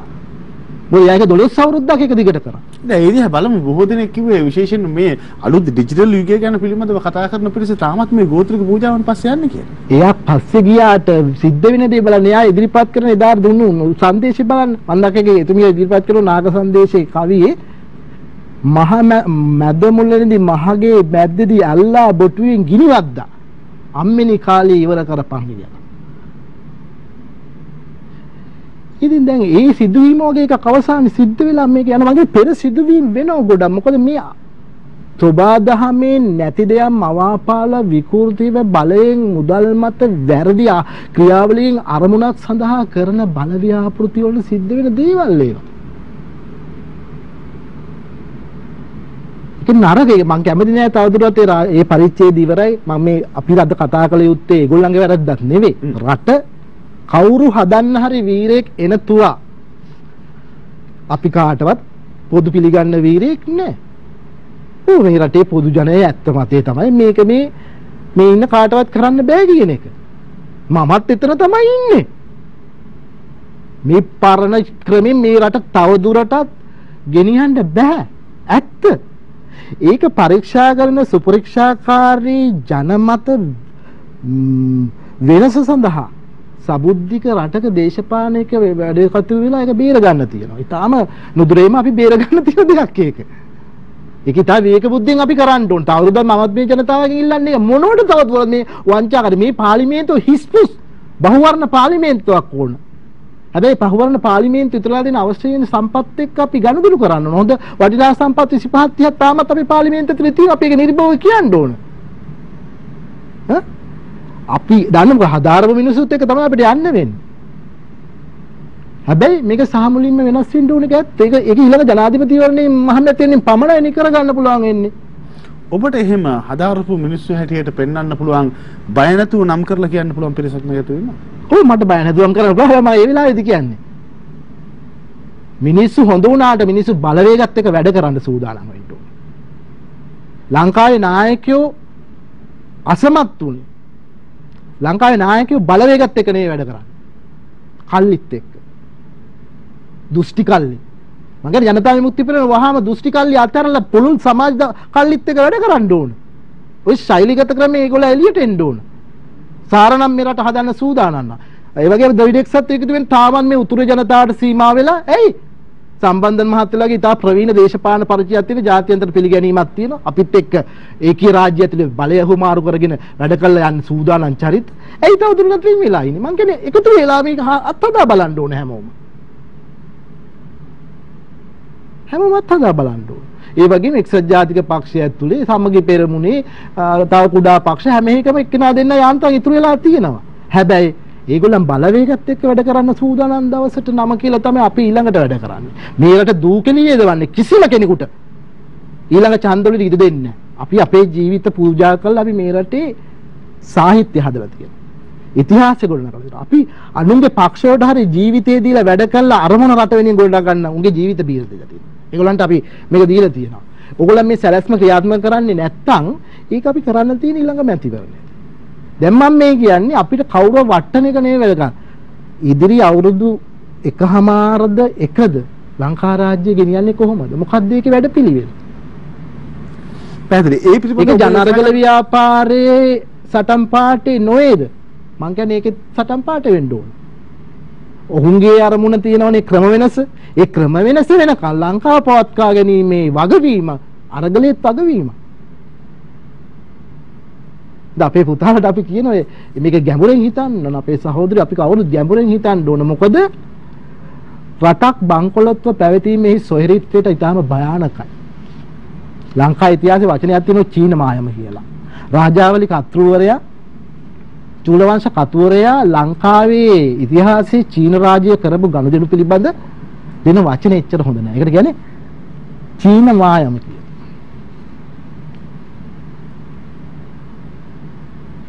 මොකද චීනේ එක්ක ආර්ථික ගනුදෙනු අනුරාධපුරයේ ඉගල රජදරුවේ පටන්ගෙන මම විශේෂයෙන්ම චීනයේ සහ අපේ ආශ්‍රිත රටවල් සහ වර්තමානයේ තියෙන තත්ත්වය වුන් එක්ක අපි කොහොමද ගනුදෙනු කරන්න කියන කාරණාව ඔබෙන් පැහැදිලි කරගන්න ඕනේ. අපි ඊට පෙර කෙටි විරාමයකට ගිහින් ඉමු. විරාමයෙන් අනතුරු අපි සූදානම් වැඩසටහනේ අවසාන අදියර සමග එකතු වෙන්න.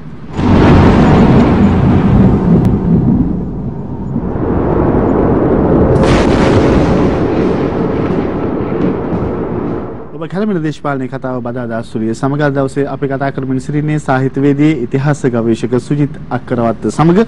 විශේෂයෙන් අපි පහුගිය වතාවේදී මතු කරගත්ත කාරණාවක් තමයි දැන් කෙසේ හෝ ඇවිල්ලා වර්තමානයේ අග්‍රාමාත්‍යවරයා ප්‍රමුඛ රජයක් දැන් බිහි වෙලා තියෙනවා. ඔවුන් මේ වෙනතෙක් ආපු ගමන් මාර්ගයත් එක්ක ඔවුන් මේ තියෙන ආ වූ ගැටලු වලට සාධනීය පිළිතුරක් ලබා දෙයිද කියන එක පිළිබඳ ප්‍රශ්නාර්ථයක් ජනතාව ඇතුලේ මතුවලා තියෙනවා. යම් හේකින් දිගින් දිගටම නිශ්චිත කාලයක් තුළ වුන් අසමත් වුණොත් මේ ගැටළු වලට සාධනීය පිළිතුරක් දෙන්න බංකොලොත් රාජ්‍යයක් හැටියට අපේ ගමන් මඟ මොකක් වේද ඉස්සරහට? මගේ දේ තමයි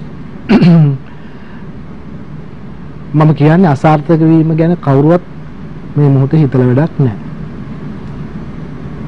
මේ ලංකා රාජ්‍ය පවත්වාගත යුතුයි. ඒක අපේ අනුලංඝනීය ජාතික යුතුයකම. මේක සඳහා හවුල් විය යුතු උපරිම දේ හවුල් කර ගැනීම රාජ්‍ය බලය හොබන ප්‍රධාන දෙන්නගේ වගකීම. ඔබ ගැන පොළොන්නතරම් ප්‍රතිරෝධ තිබුණත් ඔබලා මේක පාලනය කරන් මහමැති වෙන දක්වා මේ විදිහට යනවා නම් හරි මොනවා හරි තියෙනවා නම් එතුමාලා මේක රැකලා දෙන්නත් ඕන. දැන් අපිට මොකද තියෙන්නේ එතකොට? අපිට අනුප්‍රාප්තිය කිය නැත්තම් අපි ඉන්නයි අල්ලාහ්ව තමයි රහ ගන්න වෙන්නේ දැන්. නෑ ගැටලුව තියෙන දැන් විශේෂයෙන්ම අපේ මතුවෙච්ච මේ ජනතා අරගලයත් එක්කනේ මේ සියලුම දේශපාලන වෙනස්කම් ටික සිද්ධ වෙන්නේ. එතකොට ඔවුන් ඉන්නේ මෙතන නෙමෙයිනේ. ඔවුන් කියන්නේ නැහැ ඊළඟ තැනට ගම මේදගොල්ලන්. ඔවුන් කියන්නේ දීර්ඝ දේශපාලනෙත් එපා අගමැතිත් එපා. මම කියන්නේත් අද ඒකයි ඔක්කොම නවත්තලා හිට මේක වෙනස් කරන්න කොහොමද වෙනස් කරන්නේ? අර අතර තියෙන ප්‍රශ්නේ තියෙන්නේ. පොදු ජන මතය කියන වෙනස ඇති කරගන්න ප්‍රධානී අයින් වෙන්නේ නැතුව කරන්න බෑනේ ඒක. දැන් ප්‍රධානී අයින් වෙන්නේ නැත්නම් දැන් අපි අභිමෝදීන ලංකා රාජ්‍යය පවත්වා ගත යුතුයි අපි. දැන් අරගලේ දරුවොත් ඒක දන්නේ හින්දා තමයි වැඩි නටන්න තු ඉන්නේ. වෙන කරන් දෙයක් නැහැ. මේක ලංකා රාජ්‍යයේ එක විට බංකොලොත් වෙච්ච මොහොත.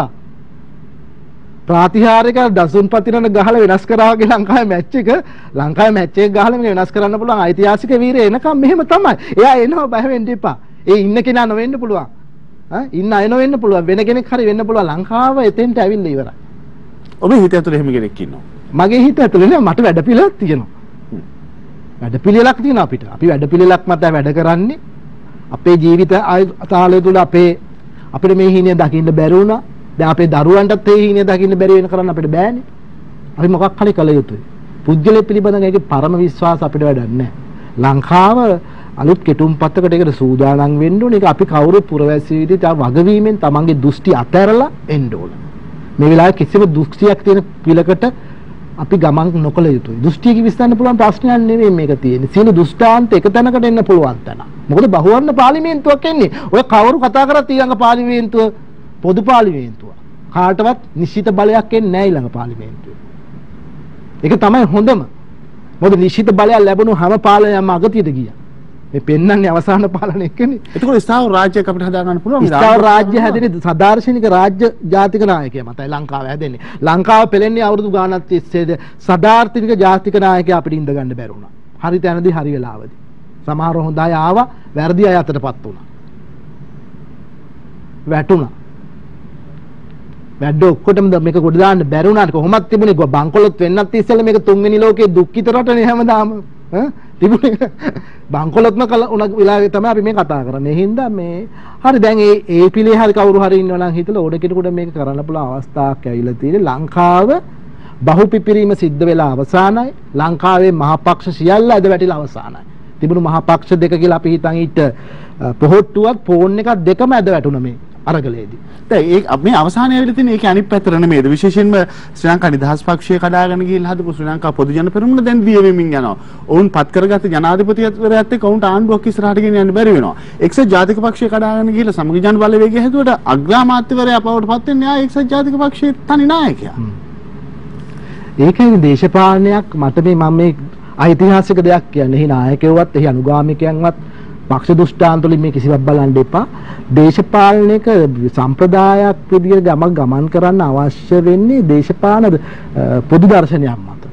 පොහොට්ටුව කියන්නේ ටෙලිෆෝන් එක කියන්නේ පුද්ගල පංචස්කන්ධ මත ගොඩනැගුණු ප්‍රවාහ දෙකක්. ඒ පුද්ගල වැටෙනකොට ඒ පක්ෂ වැටෙනවා. ඒක වෙන කවුරුවත් නැහැ නේද? මොකද ඒක ගොඩනැගුවේ මේක ගෝත්‍රයක් මත. ගෝත්‍ර සාධකයක්. ඒක ලංකාවෙන් ඉවත් වුණා. 2015 ජනවාරි 8 වෙනිදා ලංකාවේ ජනවරමින් ප්‍රතික්ෂේප වුණේ ලංකා රාජ්‍යයේ ගෝත්‍රවාදී ඉවරයි. පෞල්වාදී ඉවරයි. දේශපාලන සාර දර්ශනවාදය තමයි බලවත් වෙන්නේ. ඒ සාර දර්ශනයක් තියෙන කෙනා පෞලකින් ආවත් නැතත් පෞල්වාදයෙන් ආවත් එයාට ඉඩ හැදෙන්න පුළුවන්. ලංකාවේ ඒක ඉවර වුණා. ඒ හින්දා ඒක අර කෘත්‍රිම හදාගත්ත අවස්ථාවක් තමයි අපි මේ 19 ආයි දැක්කේ. ඒකනේ ගෝඨාව මහත්තයාගේ පොදු කෙනෙක් ඒකට ගේන්න ඕනේ. ඒකට ආවරණයක්. ඒක හෙළි වුණා. ඒ ආවරණයත් ඒ වගේ තමයි කියලා. ඉතින් ඒ නිසා ඒ පොදු එක බහන එක තමයි ඒක ඇතුලේ තමයි මේ අභ්‍යාසගත කෙනා එන්නේ බහුවර්ණ මිනිස් සමාජයක නියෝජිත පාර්ලිමේන්තුවක්. හැසිරවිය හැකි බහුවර්ණ අධ්‍යක්ීම් සහිත කෞශල්‍යයෙන් පිරි ජාතික නායකයෙකුට ඉද හසර එනවා. කවුරු කොහොම සෙල්ලම් කරත් ඔහු එන්නේ මේ හිටපු පාර්ලිමේන්තුව ඇතුලෙන් තමයි. වෙන එකකින් එන්න බෑ. වෙන එකකින් ගේන එක කොයිතරම් භයානකද කියලා තමයි ගෝඨාභය රාජපක්ෂ මැතිදු විසින් ඉෂ්ට ප්‍රාප්ත කළ පෙන්වන්නේ. මේ ප්‍රශ්නයට අපිට පිළිතුරු දෙනවා නම් දෙන්න පුළුවන් නැත්නම් නොදෙන්නට පුළුවන්. ඔබ නොකිය කියන්නේ ඔබේ අතීත මිත්‍රයා පාර්ලි චම්පි කරනවා කියන්නේ. මේක පාර්ලි චම්පි වෙන්න පුළුවන්, රනිල් වික්‍රමසිංහ වෙන්න පුළුවන්, වෙන කෙනෙක් වෙන්න පුළුවන්, අනුර කුමාර වෙන්න පුළුවන්. ඒ පුජ්‍යලයා වෙන්න බෑ අපි නම් කරපමණට. මේ සුජිත් අක්කරවත්ත කිව්ව පමණිත් එහෙම වෙන්න බෑ. වෙන කෙනෙක් කිව්වත් බෑ. මහානායක හාමුදුරු කිව්වත් වෙන්නේ නැති විදිහටයි මෙදා වෙන්නේ. කිසිම ගෝත්‍ර අදහසකින් කියන වැඩක් නෙමෙයි මෙදා වෙන්න ඕන. ඒක අපිට වැඩක් නෑ. ඒක මැතිවරණේ තියෙන දෙයක්.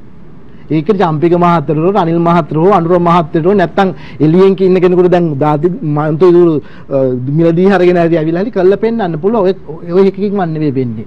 පක්ෂ අතෑරපු දුෂ්ටාන්ත අතෑරපු ශෛලීන් ප්‍රතික්ෂේප කරන භාවයන් වල වැඩ කරන මිනිස්සු උමනාවල එකතුවක් ලංකාවේ ඉන්නවා. ඒ එකතුවත් එක්ක සම්මාදම් වෙන්න පුළුවන් ධාරාවට විතරයි දිනන්න පුළුවන්. හරි දෙහිඳ පුජ්‍යලයා නම් කිරීමක් මගේ හිතෙත් නෑ. මට ඕනෙත් නෑ එහෙම නම් කරන්න. ඒක හැදෙනවා. ඒක හැදිය යුතුයි. ඒකේ පුජ්‍යලයා අදාළ වෙන්නේ නෑ. පුජ්‍යලයා අදාළ නැති මොහොතක් තමයි ලංකාවේ ඊළඟට එන්නේ. හැම ආපු යුග තියෙනවා. සමහර ඉතිහාස වෙනස් කරන්නේ අපි නොදන්න මිනිස්සු වෙන්න. ඒ නොදන්න මිනිහ හදන්නේ කාටවත් නොදන්න සමාජ ව්‍යාපාරය මේ බූදාතු ඇතුලේ රිකිලි ගහලා අරගලේ පෙන්නේ ඒක ධාරාවක් විතරයි. එක ධාරාවක් විතරයි. එක ධාරා ගොඩක් ඒව ඇතුළේ තියෙනවා. ඒ නොපෙනෙන වැඩ වෙනවා. ඔක්කොම වෙන මිනිස්සු තමන්ගේ අවසාන උත්සාහය දරන අවස්ථාවක් මේක ලංකාවේ. සීල පුරවැසි සමාජ සක්‍රියයි කටයුතු කරනවා, වැඩ කරනවා. තමන්ගේ කෝණයෙන් මේක වෙනස් කිරීම සඳහා උත්සාහයක් දරනවා. ඒ අර්ථයෙන් අගමැතිතුමත් උත්සාහ දරනවා. ඒගොල්ලන්ගේ අර්ථයෙන් දරන උත්සාහය රාජපක්ෂවරුන්ට කරන්න බැරි තත්ත්වයටපත් වෙලා තියෙනවා. ඒක කොහොමත් ඉවරයි. ඒ පරිච්ඡේදය අපි කතා කළ යුත්තේ නැහැ.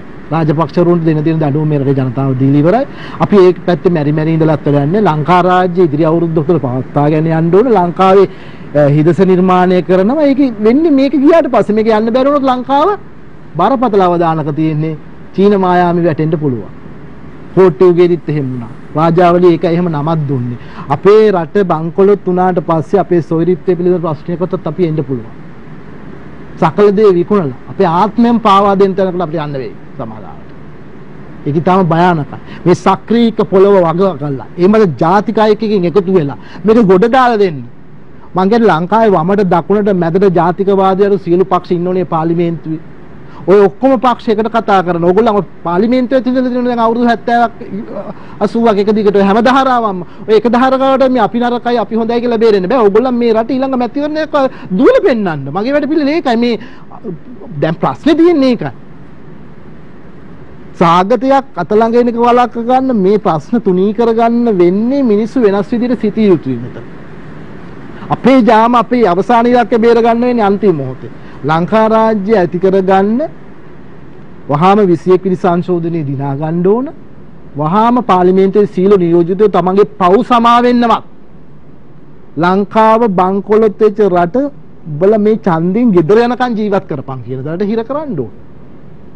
ඒ වගේම හොඳයි කියලා විපක්ෂයේ മന്ത്രിලා පක්ෂ වම දකුණ ඔක්කොටම මම කියන්නේ ඔබ කතා කළා ඇති.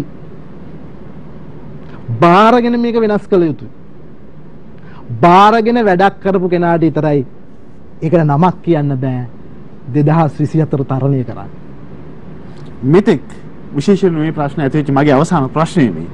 මෙතෙක් මේ ප්‍රශ්න ඇති වෙච්ච තැන ඉඳලා අපේ පාර්ලිමේන්තුව තුළ ඉන්න සභිකයන් වැඩ කරපු ආකාරය අනුව එහෙම හීනයක්වත් අපිට දකින්න අයිතියක් තියෙනවා. හීන පෙන්නේ සමහර වෙලාවට මං කිව්වනේ කවුරුවත් දන්නේ මේ එකරයින් පණ්ඩුකාභය කුමාරයා අනුරාධපුරේ රජ වෙනකම්. ඉතින් මහාවංශයේ තියෙන මේ රාජ්‍ය වර්ෂ ගානේම අවුරුදු 17ක් ගියේ රෑ රජුරු අබේ දවල් රජුරු පණ්ඩුකාභය කියලා. ඒක 아무තු කාලයක් තිබුණා ලංකාවේ. පණ්ඩුකාභය ගැන කවුරුත් කතා කරන කවුරුත් දන්නේ ලංකාවේ තිබුණේ එදා රාජ්‍යයේ තිබුණ රජු එක්කෙනෙක් රෑ රට රජ කරනවා. එයාට කිව්වේ රෑ රජුරු. බද්දකච්චානගේ අයියා අබය ශාක්‍ය සිංහ. පණ්ඩුකාභය දවල් පාලනය කරලා තමයි 17ක් ගියේ. ඉතින් පණ්ඩුකාභය ඔටුන්න දරන කවුරුත් දන්නේ.